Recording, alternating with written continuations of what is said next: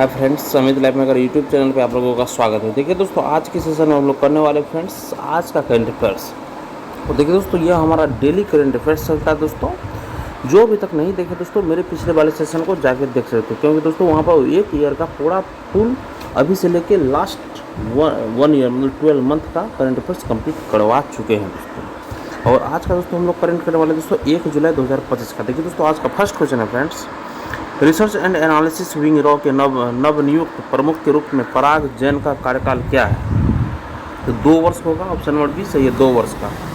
Solution देखिए इसका, cabinet की नियुक्ति समिति ने भारतीय पुलिस सेवा आईपीएस के वरिष्ठ अधिकारी पराग जैन को research and analysis wing raw का नया सचिव नियुक्त करने की मंजूरी दे दी है। वे मौजूदा सचिव रवि सिन्हा की जगह लेंगे, जिनका कार्यकाल 30 जून 2025 को समाप्त हो रहा है। भारत सरकार के कार्मिक एवं प्रशिक्षण विभाग डीओपीटी ने इस आदेश की अधिसूचना जारी की है। रॉ के प्रमुख को अधिकारी के तौर पर research and analysis wing raw का सचिव कहा जाता है। सरकार ने पराग जैन को पदभार ग्रहण करने की तिथि से 2 वर्ष के अंतराल 2 वर्ष के कार्यकाल या अगले आदेश तक जो भी पहले हो के लिए नियुक्त किया गया है। 1962 के चीन भारत युद्ध और 1965 के भारत पाकिस्तान 1962 का चीन भारत युद्ध और 1965 के भारत पाकिस्तान युद्ध के दौरान खुफिया विफलता के बाद रॉ की स्थापना की गई थी।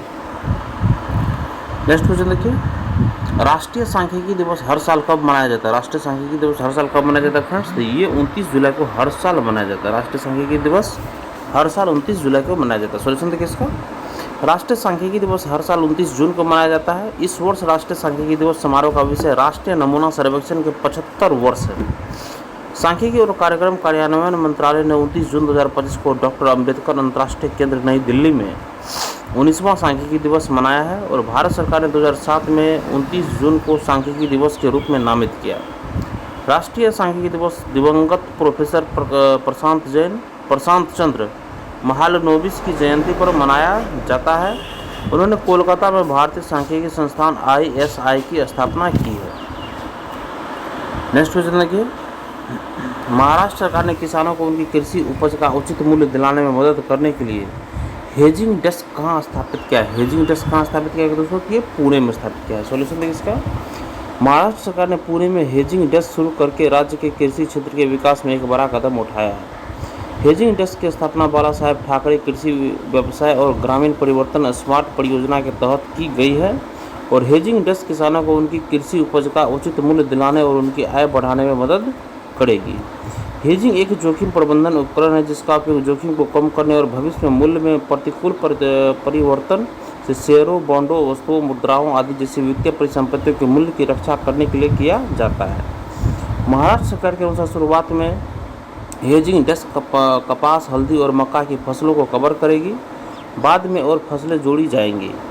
हेजिंग डेस्क कपास, हल्दी और मक्का की खेती करने वाले क्षेत्रों खासकर हिंगोली, वाशिम, सांगली, यवतमाल, अकोला, नांदेड़, अमरावती, छत्रपति संभाजीनगर और बीड क्षेत्रों में किसानों और किसान उत्पाद संगठन FPO पर ध्यान केंद्रित करेगी। विश्व बैंक की सिफारिश पर हेजिंग डेस्क की स्थापना की गई है। महाराष्ट्र सरकार ने national commodity and derivatives exchange और उसकी शोध शाखा NCDEX institute of commodity markets and research के सहयोग से हेजिंग डेस्क की स्थापना की है। नेक्स्ट क्वेश्चन देखिए, किस कानून प्रवर्तन एजेंसी ने साइबर अपराध और डिजिटल गिरफ्तारी घोटालों से संबंधित म्यूल बैंक खातों का भंडाफोड़ करने के लिए ऑपरेशन चक्र 5 लॉन्च किया दोस्तों?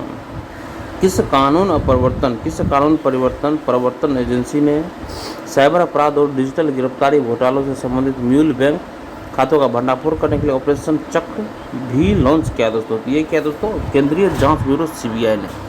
ऑप्शन नंबर ए हमारा सही है। सोल्यूशन देखिए इसका, केंद्रीय जांच ब्यूरो CBI ने साइबर अपराध और डिजिटल गिरफ्तारी घोटाले से जुड़े म्यूल बैंक खातों का भंडाफोड़ करने के लिए ऑपरेशन चक्र भी के तहत 5 राज्यों में तलाशी शुरू की है।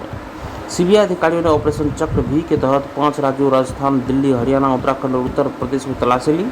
CBI के अनुसार साइबर अपराध और डिजिटल गिरफ्तारी के जरिए अपराधियों द्वारा उगाही गई रकम को धन शोधन, मनी लॉन्ड्रिंग कर सफेद करने के लिए देश भर के विभिन्न बैंकों में करीब 8.5 लाख म्यूल खाते खोले गए हैं।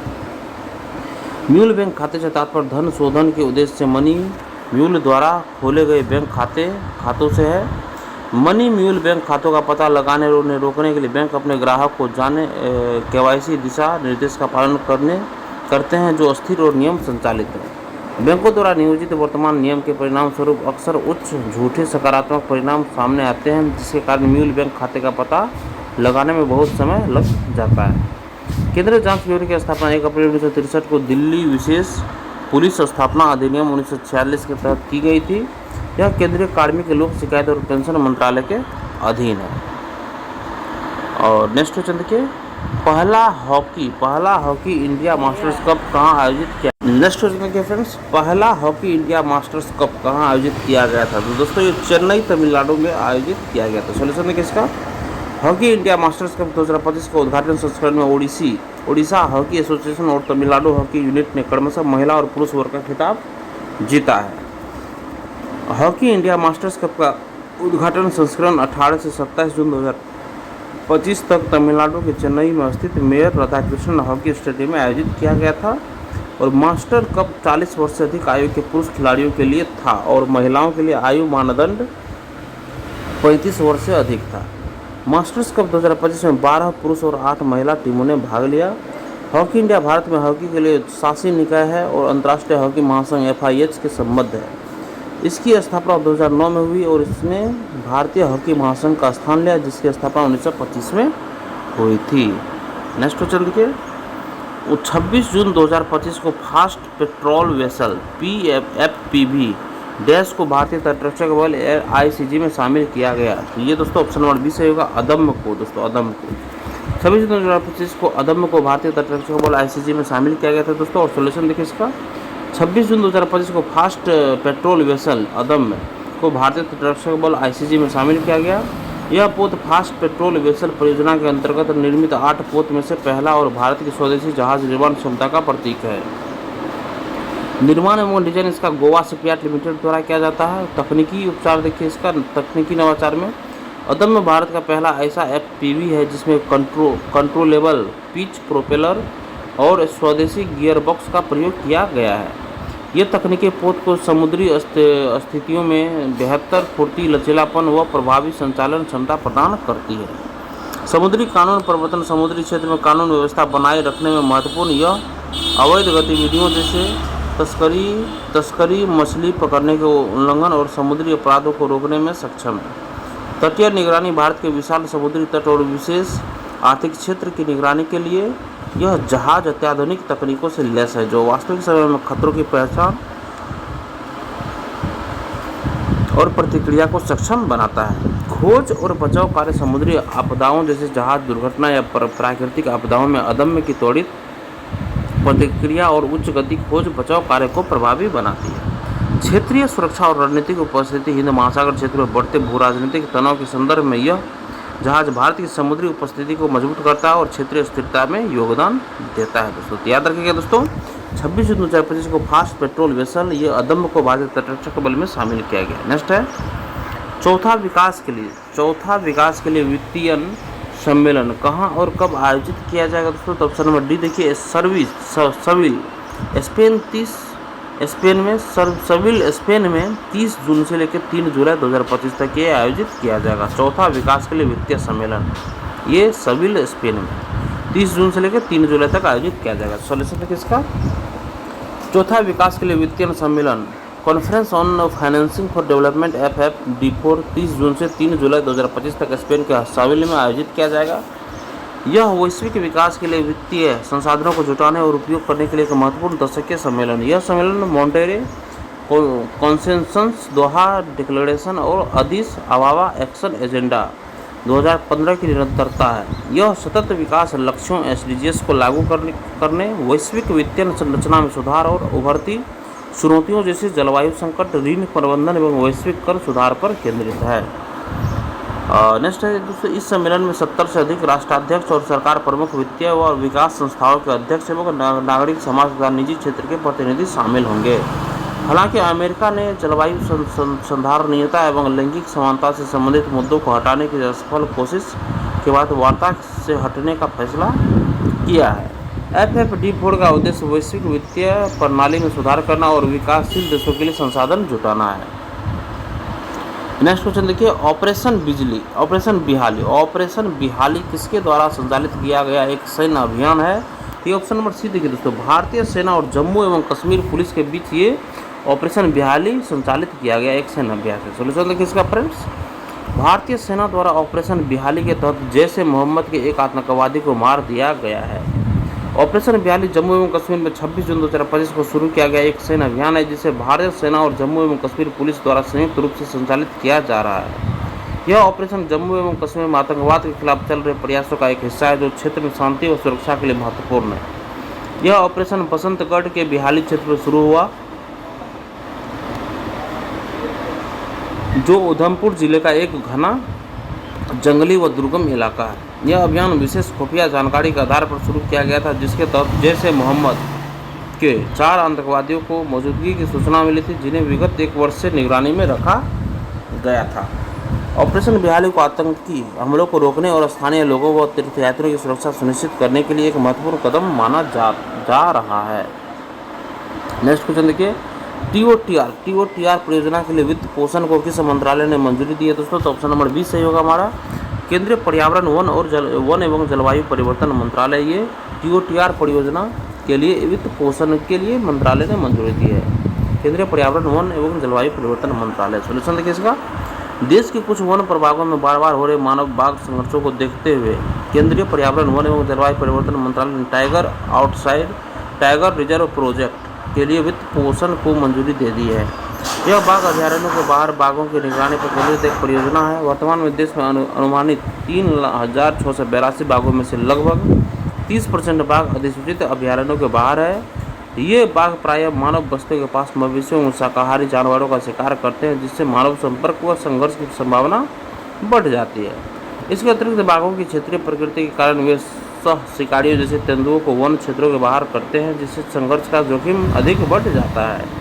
इस पहल की घोषणा 3 मार्च को प्रधानमंत्री नरेंद्र मोदी की अध्यक्षता में राष्ट्रीय वन्यजीव बोर्ड की बैठक के दौरान की गई थी और वर्तमान में इस परियोजना के अंतर्गत 10 राज्यों में 80 वन प्रभागों की पहचान की गई है, जहां इसे सबसे पहले लागू किया जाएगा। और 2026 से 27 तक के लिए प्रस्तावित व्यय 88 करोड़ रुपए है। नेक्स्ट देखिए, बोनालू महोत्सव किस राज्य का पारंपरिक लोक पर्व है दोस्तों? बोनालू ये तेलंगाना का पारंपरिक लोक पर्व है। सोल्यूशन देखिए इसका, तेलंगाना का लोक महोत्सव बोनालू ये 2025 की भव्य शुरुआत हुई है। 26 जून 2025 को हैदराबाद स्थित ऐतिहासिक गोलकोंडा किले में स्थित श्री जगदम्बा महाकाली मंदिर से बोनालू महोत्सव 2025 की आधिकारिक शुरुआत हुई है। हजारों श्रद्धालु, रंग बिरंगे अनुष्ठान और पारंपरिक प्रस्तुतियाँ इस महोत्सव के भव्य आगाज का प्रतीक बनी। राज्य सरकार की सक्रिय भागीदारी और मंदिरों के लिए 20 करोड़ के अनुदान ने इस त्यौहार के महत्व को रेखांकित किया। शुभारंभ स्थल देखिए श्री जगदम्बा महाकाली मंदिर, गोलकोंडा किला।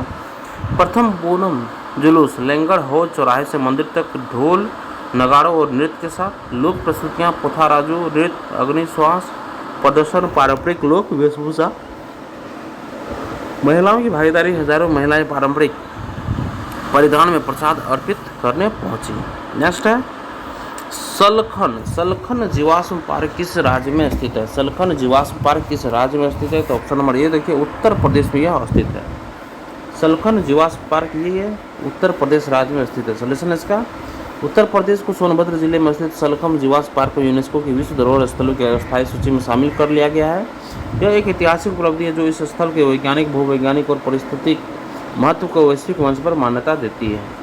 स्थिति देखिए इसका, सोनभद्र जिले के रॉबर्ट्सगंज से लगभग 15 किलोमीटर दूर सलखन गांव में स्थित है। और देखिए दोस्तों, सलखन जीवाश्म पार्क किस राज्य में स्थित है दोस्तों? तो याद रखिएगा दोस्तों, यह उत्तर प्रदेश में है और उत्तर प्रदेश के सोनभद्र जिले में स्थित सलखन जीवाश्म पार्क को यूनेस्को की विश्व धरोहर स्थलों की अस्थायी सूची में शामिल कर लिया गया है।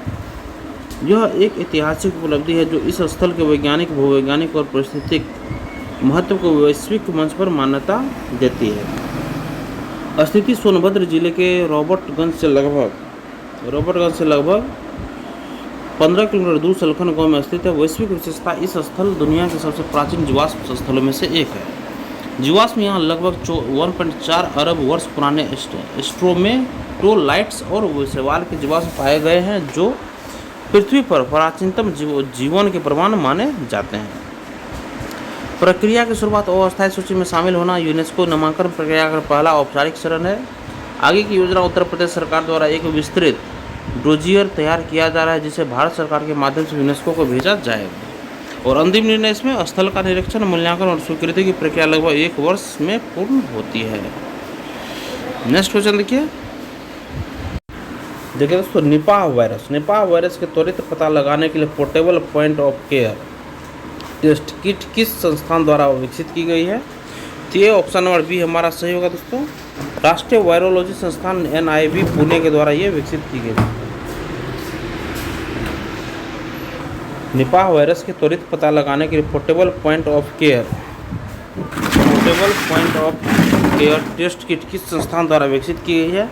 तो राष्ट्रीय वायरोलॉजी संस्थान NIV पुणे के द्वारा विकसित की गई। सोल्यूशन इसका भारतीय चिकित्सा अनुसंधान परिषद ICMR के अंतर्गत पुणे स्थित राष्ट्रीय वायरोलॉजी संस्थान NIV ने हाल ही में निपाह वायरस का त्वरित पता लगाने के लिए एक portable point of care test kit विकसित की है। यह loop mediated isothermal amplification LAMP तकनीक पर आधारित एक पोर्टेबल टेस्ट किट है जो DNA RNA की आइसोथर्मल एम्प्लीफिकेशन करती है, अर्थात तापमान को स्थिर रखते हुए वायरस की आनुवांशिक सामग्री की प्रतिलिपि बनाती है। यह तकनीक PCR पॉलीमरेज चेन रिएक्शन की तुलना में अधिक तीव्र, सरल एवं कम ऊर्जा निर्भर होती है। यह लूप मेडिएटेड आइसोथर्मल एम्प्लीफिकेशन तकनीक पर आधारित एक पोर्टेबल टेस्ट किट है जो DNA RNA की आइसोथर्मल एम्प्लीफिकेशन करती है, अर्थात तापमान को स्थिर रखते हुए वायरस की आनुवांशिक सामग्री की प्रतिलिपि बनाती है। यह तकनीक की तुलना में अधिक तीव्र, सरल एवं कम ऊर्जा निर्भर होती है। इस किट से जांच प्रक्रिया को पूर्ण करने में केवल कुछ मिनट लगते हैं। ऐसे में यह उच्च जोखिम वाले क्षेत्रों में आउटब्रेक स्थितियों में रैपिड स्क्रीनिंग के लिए अत्यंत उपयुक्त है। यह परीक्षण बिना किसी विशेष प्रयोगशाला उपकरण या सेटअप के संचालित किया जा सकता है, जो इसे ग्रामीण व दूरदराज के क्षेत्रों के लिए आदर्श बनाता है। इस किट को इस तरह डिजाइन किया गया है कि यह निपाह वायरस के जीनोटाइप B को विशेष रूप से पहचान सके, जो भारत व बांग्लादेश में प्रमुखता से पाया गया है। नेक्स्ट क्वेश्चन है friends, research and analysis wing raw की नवनियुक्त प्रमुख के रूप में पराग जैन का कार्यकाल क्या है? तो ये 2 वर्ष का है दोस्तों। Research and analysis wing raw के नवनियुक्त प्रमुख के रूप में पराग जैन का कार्यकाल क्या है दोस्तों? तो ये 2 वर्ष का है। और राष्ट्रीय सांख्यिकी दिवस हर साल कब मनाया जाता है दोस्तों? तो ये 29 जून को मनाया जाता है फ्रेंड्स। नेक्स्ट है, महाराष्ट्र सरकार ने किसानों को उनकी कृषि उपज का उचित मूल्य दिलाने में मदद करने के लिए ड्रेजिंग डेस्क कहाँ स्थापित किया दोस्तों? ये पुणे में स्थापित किया है। नेक्स्ट है, किस कानून प्रवर्तन एजेंसियों ने साइबर अपराध और डिजिटल गिरफ्तारी घोटालों से संबंधित म्यूल बैंक खातों का भंडाफोड़ करने के लिए ऑपरेशन चक्र भी लॉन्च किया है? केंद्रीय जांच ब्यूरो CBI सही होगा। नेक्स्ट है, पहला हॉकी इंडिया मास्टर्स कप कहाँ आयोजित किया गया था? ये चेन्नई तमिलनाडु में आयोजित किया गया था। नेक्स्ट 26 जून 2025 को फास्ट पेट्रोल वेसल ये अदम को भारतीय तटरक्षक बल में शामिल किया गया है। नेक्स्ट, चौथा विकास के लिए वित्तीय सम्मेलन FED4 कहाँ और कब आयोजित किया जाएगा? इस साविल स्पेन में 30 जून से 3 जुलाई 2025 तक आयोजित किया जाएगा। नेक्स्ट है, ऑपरेशन बिहाली किसके द्वारा संचालित किया गया? एक सेना अभ्यास है, ये भारतीय सेना और जम्मू एवं कश्मीर पुलिस के बीच। नेक्स्ट, TOTR परियोजना के लिए वित्त पोषण को किस मंत्रालय ने मंजूरी दी है दोस्तों? तो केंद्रीय पर्यावरण, वन एवं पर्यावरण मंत्रालय ने मंजूरी दी है। नेक्स्ट है, बोनालू महोत्सव किस राज्य का पारंपरिक लोक पर्व है दोस्तों? ये तेलंगाना का बोनालू ये राज्य पारंपरिक लोक पर्व है।